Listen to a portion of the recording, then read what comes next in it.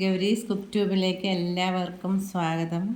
ഇന്ന് പരിപ്പും പാലക്കും വെച്ചിട്ട് കട്ടിച്ചാറോട് കൂടിയുള്ളൊരു കറിയാണ് ഉണ്ടാക്കാൻ പോകുന്നത്. വീഡിയോ കാണാം. സാമ്പാർ വയ്ക്കുന്ന തുവരപ്പരിപ്പിലാണ് ഉണ്ടാക്കുന്നത്. 125 ml കപ്പിൽ 1 കപ്പ് പരിപ്പ് എടുത്തിട്ടുണ്ട്. ഇതിപ്പോൾ നന്നായിട്ട് കഴുകി എടുത്തിട്ടുണ്ട്. ഇനി കുക്കർ വെച്ചിട്ടാണ് വേവിക്കാൻ പോകുന്നത്.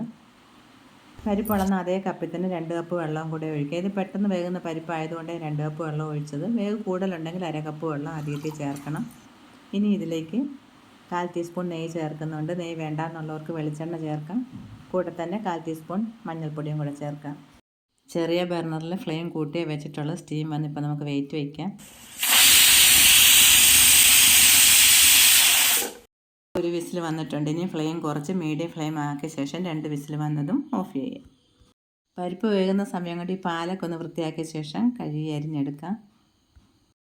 ഇതിൽ കുറച്ചൊക്കെ കേടായതുകൊണ്ട് അതൊക്കെ ഇത് മാറ്റിയ ശേഷം വേണം ഇതൊന്ന് കഴുകിയെടുക്കേണ്ടത്.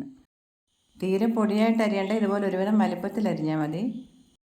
മീഡിയം ഫ്ലെയിമിൽ വെച്ച് 2 വിസിൽ വന്നത് ഓഫ് ചെയ്തിട്ടുണ്ടായിരുന്നു. ഇപ്പോൾ പ്രഷറൊക്കെ കുറഞ്ഞിട്ടുണ്ട്. പരിപ്പ് നന്നായിട്ട് വെന്തിട്ടുണ്ട്. കാണുമ്പോൾ തന്നെ നമുക്കറിയാം. അതുപോലെ നമ്മൾ ഒഴിച്ച വെള്ളവും പാകത്തിനുണ്ടായിരുന്നേ. ഇങ്ങനെ ചൂടായിരിക്കുമ്പോൾ തന്നെ ഇതിലേക്ക് തിളപ്പിച്ച് വെച്ചിരിക്കുന്ന കുറച്ച് വെള്ളം ചേർക്കാം. നമുക്ക് എത്ര ഗ്രേവി വേണോ അതനുസരിച്ച് വേണം വെള്ളം ഒഴിക്കേണ്ടത്. തണുത്ത് കഴിഞ്ഞാൽ പരിപ്പങ്ങ് കട്ടിയായി പോകും. അപ്പോൾ ഇത് നമ്മൾ തിക്കായിട്ടുള്ളൊരു ഗ്രേവിയിൽ ഉണ്ടാക്കുന്നതുകൊണ്ട് അതനുസരിച്ച് വെള്ളം ഒഴിക്കുന്നുള്ളൂ. പച്ചവെള്ളം ഒഴിക്കരുത്. ഇനി അരിഞ്ഞു വെച്ചിരിക്കുന്ന പാലക്കും കൂടെ ചേർത്ത ശേഷം നന്നായിട്ടൊന്ന് ഇളക്കിയിട്ട് വെള്ളം പോരാൻ തോന്നുകയാണെങ്കിൽ കുറച്ച് വെള്ളം കൂടെ ചേർക്കണം. എന്തായാലും കുറച്ച് വെള്ളം കൂടെ നമുക്ക് വേണ്ടി വരും. 1 ടീസ്പൂൺ ഉപ്പുപൊടിയും കൂടെ ചേർത്ത് ഇളക്കി ഒന്ന് വേവിച്ചെടുക്കാം. പെട്ടെന്ന് വെന്ത് കിട്ടും. അടച്ച് വയ്ക്കേണ്ട, തുറന്ന് വെച്ച് വേവിക്കാം. 3 പച്ചമുളക്, വലിയൊരു സവാള കനം കുറച്ച് ചെറിയ കഷ്ണങ്ങളായിട്ട് മുറിച്ചത്, 2 പഴുത്ത തക്കാളി അരിഞ്ഞതും, 1 കഷ്ണം ഇഞ്ചി കൊത്തി അരിഞ്ഞ ശേഷം ചതച്ചെടുത്തിട്ടുണ്ട്. ഇതെല്ലാം കൂടെ നന്നായിട്ടൊന്ന് വഴറ്റിയെടുക്കണം. മീഡിയം ഫ്ലെയിമിൽ വെച്ച് ഏകദേശം ഒരു 10 മിനിറ്റ് ആയപ്പോഴത്തേക്ക് നന്നായിട്ട് വെന്തിട്ടുണ്ട്. ഇനി ഇത് വാങ്ങി വെച്ചിട്ട് നമ്മൾ എടുത്ത് വെച്ചിരിക്കുന്ന സവാളയും തക്കാളിയൊക്കെ ഒന്ന് വഴറ്റിയെടുക്കാം. കുറച്ച് വെളിച്ചെണ്ണയും നെയ്യും കൂടെ ചേർത്താണ് വഴറ്റിയെടുക്കാൻ പോകുന്നത്. നെയ്യ് ഇഷ്ടമുള്ളവർക്ക് അത് മാത്രം ഉപയോഗിച്ചും വഴറ്റാൻ നല്ല ടേസ്റ്റ് ആയിരിക്കും. ഇല്ലെങ്കിൽ ഇതുപോലെ ചെയ്യാം. നെയ്യ് വേണ്ടാന്നുള്ളവർക്ക് വെളിച്ചെണ്ണ മാത്രം ഉപയോഗിക്കാം. നന്നായിട്ട് ചൂടായ ശേഷം ഉരുന്നുള്ള ഉലുവ ചേർക്കാം. വളരെ കുറച്ച് ചേർക്കാവും. 1/4 ടീസ്പൂൺ പെരുംജീരകം, 1/2 ടീസ്പൂൺ ചെറിയ ജീരകം, 2 വറ്റൽമുളക് മുറിച്ചത്, ചതച്ച് വെച്ചിരിക്കുന്ന ഇഞ്ചി, അതിൻ്റെ കൂടെ തന്നെ ഉള്ളി അരിഞ്ഞത്. ഇപ്പോൾ തീ കൂട്ടിയിട്ടാണ് വഴറ്റിയെടുക്കുന്നത്. പകുതി വഴന്ന് കഴിയുമ്പോൾ തീ കുറച്ച് മീഡിയം ഫ്ലെയിം ആക്കി വയ്ക്കാം.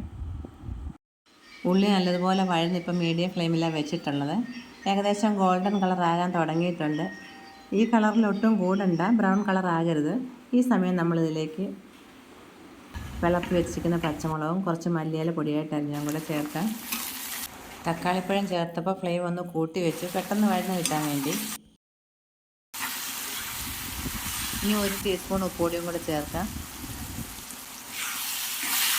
1/4 ടീസ്പൂൺ കുരുമുളക് പൊടി, മല്ലിപ്പൊടി 1/2 ടീസ്പൂൺ. ഇതെല്ലാം കൂടെ ഇളക്കി യോജിപ്പിച്ച ശേഷം സ്റ്റൗ ഓഫ് ചെയ്യാം. ഈ കറി ചപ്പാത്തിയുടെ എന്തിൻ്റെ കൂടെ കഴിക്കുവാണെങ്കിലും ചൂടോടുകൂടി തന്നെ കഴിക്കണം. അപ്പോഴാണ് നല്ല സ്വാദുള്ളത്. അതുപോലെ ഈ മഴ സമയത്ത് ചൂടായിട്ടുള്ള ചോറും ചൂട് കറിയും കുറച്ച് അച്ചാറും ഉണ്ടെങ്കിൽ നമുക്ക് എത്ര ചോറ് വേണമെങ്കിലും കഴിക്കാം. ഇതുപോലെ ഒന്ന് ഉണ്ടാക്കി നോക്കിയിട്ട് നിങ്ങളുടെ അഭിപ്രായങ്ങൾ പറയണം. വീണ്ടും കാണാം. താങ്ക്